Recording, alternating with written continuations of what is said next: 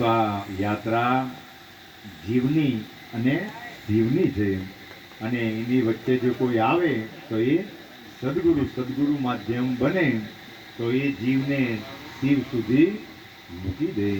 પણ આપણે બધા સદભાગી છે કે આવા બળ, બુદ્ધિ અને રિદ્ધિ સિદ્ધિ દેનારા ગણપતિની આટલી ભાવથી ભક્તિ કરતા છે, આવી સ્તુતિઓ કરતા છે, એમના ચરણમાં બેસીને હરિના પાઠો કરતા છે, તો એકને એક દિવસે મારું ને તમારું કલ્યાણ નિશ્ચિત થઈ જાય, એમાં કોઈ શંકાને સ્થાન નથી.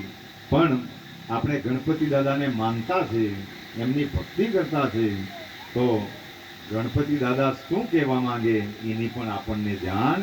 તો બીજા પરથી તો પ્રેરણા નહીં લેવાય, પણ એમના અંગો પરથી પણ આપણને પ્રેરણા લઈ શકાય કે જેમનું વિશાળકાય મસ્તક છે. તો પહેલાં તો આપણું મગજ મોટું હોવું જોઈએ, ને તો નાના નાના મગજો લઈને ભક્તિ કરે કે ધંધા કરે તો નાના મગજો રાખી શકાતા તો શાંતિ. જો ગણપતિ દાદા કેટલી સરસ મુદ્રામાં બેહેલા છે, આખા બ્રહ્માંડના વિઘ્નો દૂર કરે, પણ જ્યારે મુદ્રા જોઈ તો કેટલી શાંત છે. તો એ હું શીખવે કે તમે ખાલી ને ખાલી જીવનમાં શાંતિ રાખશો તો બીજા કામ તો એની રીતે જ થયા કરે, પણ જીવનમાં શાંતિ રાખવું પડે. જેમ સાંઈ બાબાએ એમના જીવન દરમિયાન શ્રદ્ધા અને સબૂરીના મંત્રો આપેલા, મારામાં શ્રદ્ધા રાખો અને ધીરજ રાખો. આ બે મંત્ર બધાનેમાં હોય તો દુનિયા પણ વાંકી થઈ જાય, તો પણ ભગવાન તેમાંથી એને પાર પાડી દે.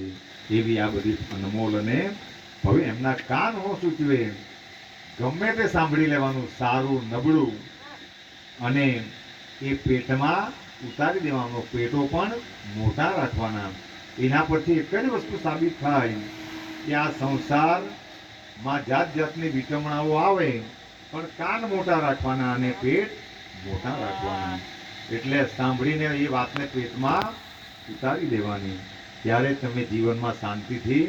ને તો માણસને એકવાર અહીંથી અશાંતિ પેદા થાય પછી સોનાના મહેલમાં પણ રહેતો હોય ત્યાં પણ એને શાંતિ મળી શકતી નથી. એમ તો એના બધા જ અંગો પરથી આપણે પ્રેરણા લેવા જેવી છે. પણ સમયાંતરે હજી અમારા મોટા ગણેશ પાસે જવાના છે, અને 3 તારીખે ત્યાં પણ આપણી સાંઈધામથી પાલખી જવાની છે. ત્યાં વિષ્ણુ સહસ્ત્રના પાઠ થવાના છે, અને ત્યાં જ મહાપ્રસાદની વ્યવસ્થા પણ બધા માટે રાખેલી છે. તો સમય પરમ દિવસે સાંજે 6 વાગે બધા ધામ પર આવજો. ત્યાંથી વાજતે ગાજતે આપણે પાલખી ભગવાનના ગુણગાન ગાતા ગાતા ત્યાં મોટા ગણેશ પાસે લઈ જશું, અને ત્યાં મહાપ્રસાદ લઈને પહેલા વિષ્ણુ સહસ્ત્રના પાઠ કરવાના છે, અને પાઠ કરીને પછીથી એ ત્યાં 1 કલાકનો ગણેશ પુરાણ પર સત્સંગ છે અમારો, તો ત્યાં પણ આપણે જવાનું છે. વિશેષમાં 5 તારીખે આંધ્રપ્રદેશ ઉત્પત્તિથી આ બધી બહેનો તો આવેલી આંધ્રપ્રદેશ, પણ ત્યાં જ્યારે આપણે સેવા કરવા ગયેલા તો ત્યાં આપણે બીજ રોપી આવેલા, એના ફળ સ્વરૂપે સત્ય સાંઈ બાબાનો રથ અને પાદુકા આપણા ધામ પર આવવાની છે.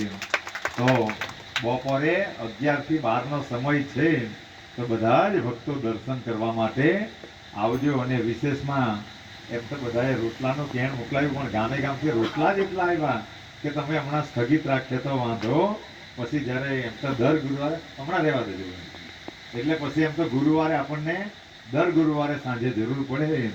પણ એવું કહેવાય કે જે માણસો અન્નદાન કર્યા કરે તો તેનો એક સદગુરુ તત્વ એમ કે માણસો હરહંમેશ જાતા અન્નદાન કરતા રહે, તેનું આ જન્મે કલ્યાણ થાય, પણ મૃત્યુ પછી પરલોકમાં પણ કલ્યાણ થાય. એવું આ અન્નદાનનું મહત્વ છે. જેમ આપણે વીરપુરની અંદર અને બગદાણાની અંદર જઈએ તો ત્યાં કરોડપતિ કે રોડપતિનો કોઈ પણ ભેદભાવ રખાતો, ત્યાં રોડપતિ પણ તે જ પ્રસાદ લે અને કરોડપતિ પણ તે જ પ્રસાદ લે. કારણ કે આપણા પર ભગવાને ગમે એટલી સંપત્તિ આપેલી હોય, પણ માણસોને અન્ન સિવાય બીજું પેટમાં કંઈ પણ જતું નથી. એટલા માટે અન્નદાનને અતિ ઉત્તમ ગણવામાં આવેલું. એમ કહેવાય કે આપણા પાપોને લીધે કદાચ કોઈ ખરાબ યોનિમાં પણ આપણને અવતાર મળે તો આ જન્મમાં જો અંધાન કરેલું હોય તો ત્યાં આપણને જે યોનિ મળે ત્યાં પણ અન્નની કોઈને તકલીફ પડતી નથી, એવું આપણું શાસ્ત્રો કહે. તો જ્યાં સુધી જીવન છે ત્યાં સુધી કંઈક ને કંઈક જીવોની સેવા કરતા રહીએ, કારણ કે બધા જ જીવોની અંદર પ્રભુ વિરાજમાન છે.